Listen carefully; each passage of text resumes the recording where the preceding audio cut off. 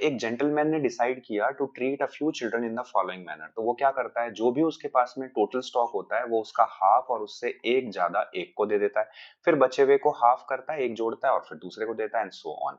यानी जो भी हमारा ये टोटल रहा होगा ये इवन नंबर रहा होगा। एक चीज तो हमें ये समझ में आती है, राइट? ओके, नाउ उसने ये कहा लास्ट में कि his total stock exhausts after he takes care of 5 children. इसका मतलब क्या है कि 5th चिल्ड्रन को देने के बाद में कुछ भी वैल्यू नहीं रही होगी, क्योंकि अगर रही होती तो फिर वो 6 चिल्ड्रन को देता। तो हमें ये सोचना है कि 5th चिल्ड्रन की वैल्यू क्या हो सकती है सबसे छोटी पॉसिबल, राइट? तो अगर आप देखो ध्यान से कि अगर मैं t की जगह पे 2 ले लूं, मतलब not t, this is the beginning value, मतलब जस्ट मैं ये सोचूं 5th चिल्ड्रन को अगर मैंने 2 चॉकलेट दी, राइट?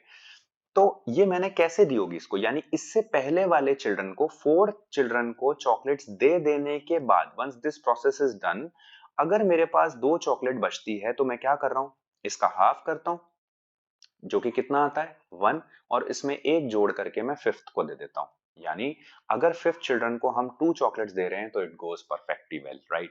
तो अब आप ये सोचो, अब अपने को रिवर्स ऑर्डर में चलना है। तो अगर हमने 5th वाले को 2 चॉकलेट्स दी हैं तो 4th को कितनी दी होगी?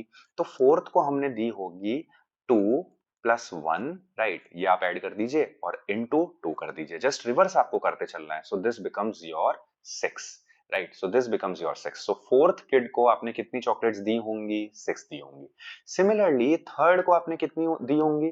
तो जो ये 6 आया इसमें फिर से एक ऐड कर दीजिए और फिर इसका डबल कर दीजिए। सो दिस बिकम्स योर 7 इंटू 2 14। इसी तरीके से सेकंड वाले को आपने कितनी दी होंगी? So this becomes 14 plus 1 15 into 2 30। और जो हमारा फर्स्ट वाला होगा इसको आपने कितनी दी होंगी? So this becomes 30 plus 1 into 2, जो कि बन जाता है 31 into 2 62, right? This is something that we can say, ठीक है?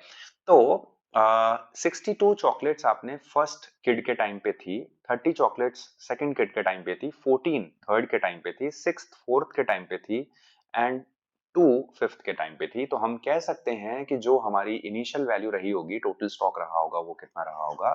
62। This is something that we can inform.